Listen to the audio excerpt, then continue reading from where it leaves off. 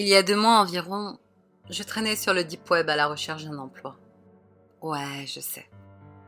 Il y a mieux pour rechercher un emploi. Mais, voyez-vous, je ne suis pas Madame Tout-le-Monde. J'ai même un sacré casier judiciaire, à dire vrai.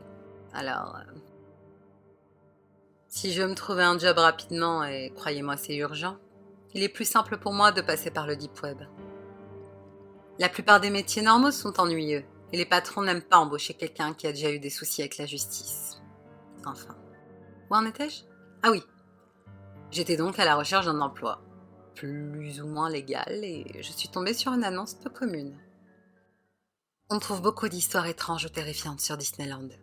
Mais vous savez, les parcs Disneyland ne sont pas les seuls à avoir leurs secrets. Vous connaissez peut-être le parc Astérix en France. Lui aussi a ses secrets. Il s'y passe des choses étranges, anormales. J'y travaille depuis plus de 10 ans et après des années de travail acharné, j'ai enfin été promue au poste de directrice des ressources humaines. Une de mes premières missions a été de créer une liste de règles pour le personnel du parc.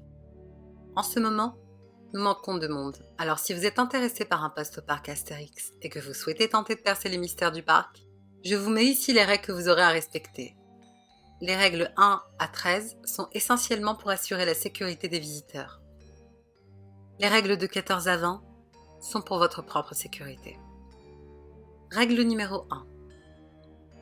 Si vous apercevez un regroupement important d'oiseaux, peu importe où dans le parc, prévenez immédiatement la sécurité et bloquez l'accès. Ces oiseaux ont une fâcheuse tendance à essayer de crever les yeux des passants. Règle numéro 2. Comme dans tout parc d'attractions, les membres du personnel portent un uniforme afin que les visiteurs puissent les identifier. Cependant, aucun de nos uniformes ne porte l'inscription sécurité ou autre fonction dessus. Si vous voyez une ou plusieurs personnes avec ces vêtements, avertissez immédiatement la sécurité et faites fermer la zone. Règle numéro 3. Le village des Gaulois doit impérativement être fermé à 21h. Si des visiteurs vous disent que des proches à eux s'y trouvent encore après sa fermeture, appliquez la procédure E110. Et surtout, n'allez pas rouvrir les portes. Il est déjà trop tard pour les personnes coincées à l'intérieur. Règle numéro 4.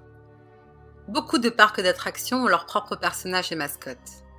Le parc Astérix en fait bien évidemment partie. Lorsque ceux-ci signent des autographes et font des photos, restez à proximité et demandez à voir les photos. Si les yeux d'un personnage sont rouges, déclarez immédiatement la séance terminée et raccompagnez le personnage jusqu'au lieu prévu. Surtout, ne le laissez pas s'approcher des visiteurs. Règle numéro 5. Lorsque vous êtes posté à la sortie de l'attraction Pégase Express, écoutez attentivement les discussions des visiteurs en sortant. Si certains montrent des signes de douleur ou se plaignent de violents maux de tête, proposez-leur une boisson venant du panier qui vous sera fourni, puis faites fermer l'attraction et avertissez la direction que Méduse est réveillée. Règle numéro 6. Il est possible qu'à la sortie de l'attraction Le Vol d'Icare, certains visiteurs viennent se plaindre de la statue en forme de soleil au début du circuit, disant qu'elle aurait cherché à les attraper. Rassurez-les en leur disant que ce robot sera modifié et fermez l'attraction pendant les 2 prochaines heures. Profitez-en pour nourrir la statue avant qu'elle ne dévore quelqu'un. Règle numéro 7. L'attraction Goût du Rix se trouve très près des bois.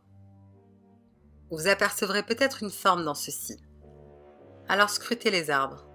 Si vous voyez comme une espèce de grand singe vert, assurez-vous seulement qu'il s'en aille. Mais si vous voyez un petit cerf aux pattes blanches, faites évacuer la zone en prétextant un début d'incendie. Règle numéro 8. Certains parents pourraient signaler que leur enfant a un comportement étrange depuis qu'il est sorti du petit train. Guidez-les jusqu'à l'infirmerie, puis prévenez la sécurité qu'une faille s'est ouverte. Règle numéro 9. Il est possible qu'à la fin du spectacle Chronos Magie et Illusion, des spectateurs viennent vous voir pour demander où est passé un de leurs proches qui a mystérieusement disparu au cours de la séance. Vous devrez les rassurer en leur disant que ce n'est qu'une petite prolongation du spectacle. Puis allez voir les artistes, si leurs yeux sont d'une couleur normale ou jaune. Alors demandez-leur de rendre le spectateur. S'ils refusent, menacez-les de les priver de viande fraîche pour la journée. Si leurs yeux sont rouges, il est déjà trop tard. Vous devrez alors appliquer la procédure E110. Règle numéro 10. L'attraction Osiris est une des attractions les plus prisées du parc, mais également une des plus dangereuses. Chaque matin avant sa mise en service, il vous faut vérifier son état et vous assurer qu'absolument rien ne pourra endommager l'attraction. Cela inclut les plantes qui poussent étrangement vite et s'attaquent à la refondation. Règle numéro 11. À la fin du défi de César, il est possible que des parents viennent se plaindre de la vulgarité d'un de nos comédiens. Dites-leur que la direction en sera avertie. Fermez ensuite l'attraction jusqu'à ce que ce fantôme, car c'en est bien un, s'en aille. Par chance, il n'est pas dangereux.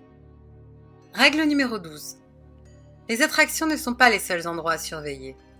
Les restaurants le sont également.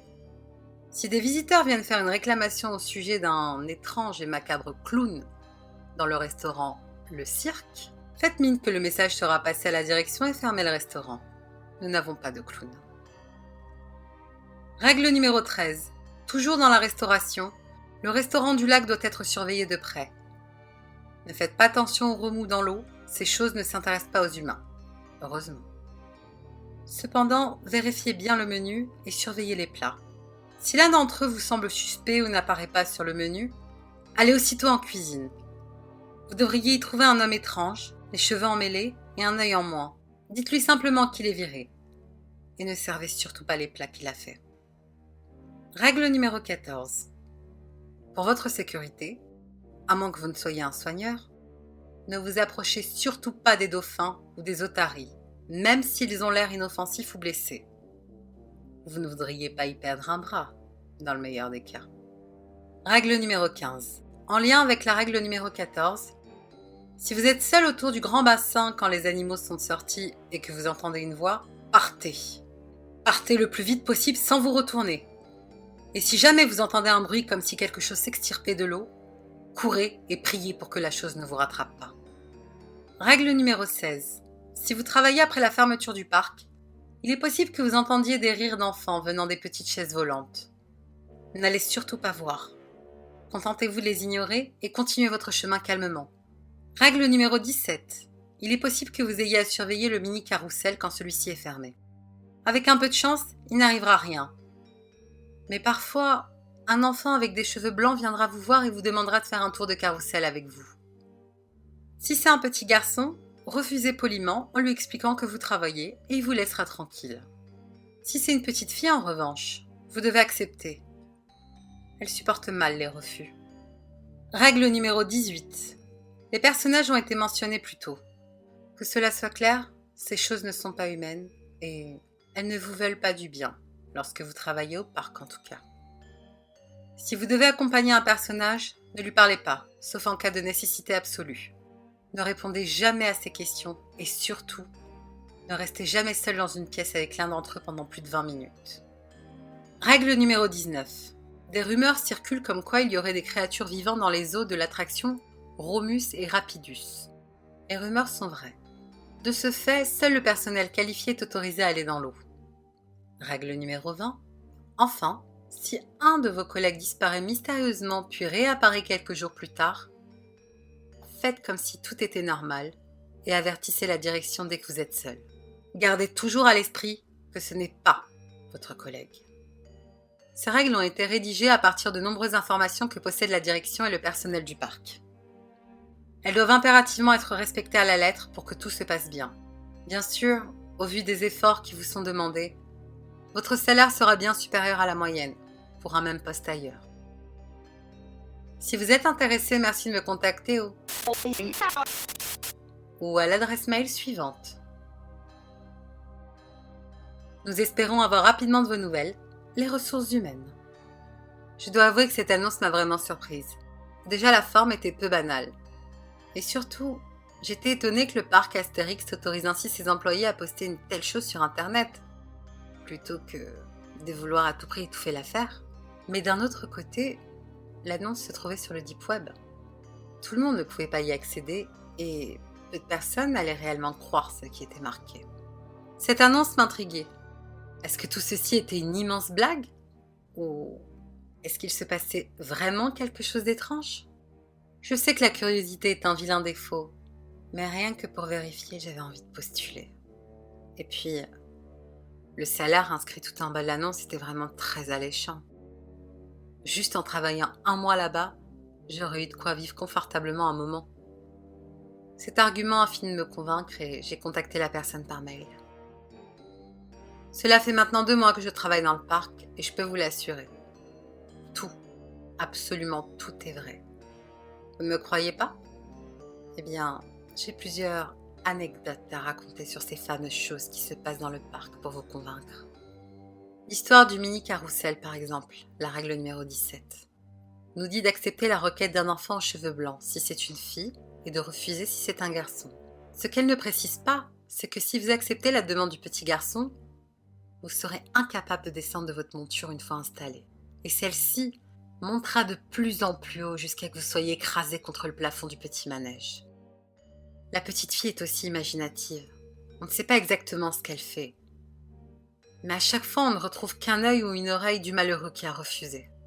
Les dauphins et les otaries n'en sont pas. Je ne sais pas ce que sont ces créatures, mais elles ne prennent que l'apparence de choses qu'on connaît. Le dernier à les avoir approchées sans autorisation a eu le visage arraché par une de ces bêtes. Moi-même, j'ai eu à m'occuper de l'endroit, et je suis sûre les avoir entendues parler. Par chance, elles n'étaient pas dans le bassin principal. Je n'ai pas encore eu à passer par le chemin des petites chaises volantes après la fermeture du parc. Mais le dernier de mes collègues à y être passé n'a visiblement pas respecté la règle. Il est en état de choc depuis. Il mange à peine, a des cernes immenses sous les yeux et n'a pas prononcé un mot en une semaine. Les mascottes sont vraiment flippantes. Dès qu'elles le peuvent, elles me posent tout un tas de questions et certaines sont vraiment dérangeantes. Quel goût a ton sang? Est-ce que tu vis seul? Comment voudrais-tu mourir? Je n'ose pas imaginer ce qu'il se passerait si je répondais. La statue du soleil dans l'attraction Le Vol d'Icare est très vorace. Il faut la nourrir de 2 kilos de viande 3 fois par jour pour qu'elle reste tranquille. Et si vous êtes en retard ou oubliez de le faire, elle essaiera de vous attraper avec sa langue pour vous gober. Heureusement qu'elle n'est pas arrivée à attraper les visiteurs pour l'instant. Méduse se tient plus tranquille. Elle ne s'est réveillée qu'une fois en 2 mois. Mais de ce que j'ai entendu, elle est beaucoup plus difficile à calmer. J'ai encore d'autres anecdotes comme celle-ci, et je suppose que n'importe qui sain d'esprit démissionnerait au bout d'une semaine. Alors pourquoi je ne le fais pas, vous devez vous demander. C'est vrai que je pourrais. Mon salaire est conséquent et même si je ne trouve pas tout de suite un travail après ma démission, je pourrais tenir 1 mois ou 2 sans emploi. Mais comme vous avez dû le comprendre dès le début de cette vidéo, je n'aime pas les travails ennuyeux.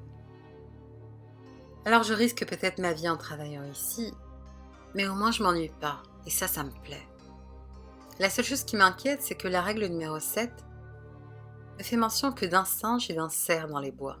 Alors, qu'est-ce que c'était que ce loup aux yeux rouges que j'ai vu ?